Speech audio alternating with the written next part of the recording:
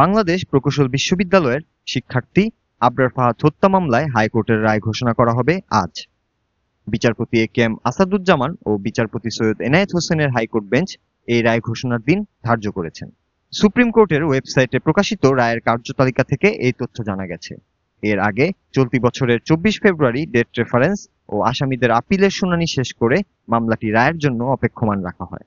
প্রসঙ্গত 2019 সালের 7 অক্টোবর বুয়েটের দ্বিতীয় বর্ষের শিক্ষার্থী আবরার ফাহাদকে ছাত্রলীগের একদল নেতাকর্মী পিটিয়ে হত্যা করে।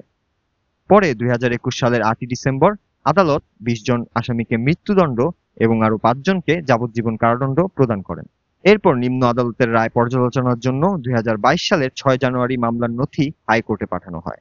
দীর্ঘ শুনানি শেষে আজ ঘোষণা হতে যাচ্ছে চাঞ্চল্যকর এই মামলার রায়। এদিকে দেশের সাধারণ মানুষ সহ আবরারের পরিবারও এই রায়ের দিকে তাকিয়ে আছেন। তারা আশা করছেন ন্যায় বিচার প্রতিষ্ঠিত হবে।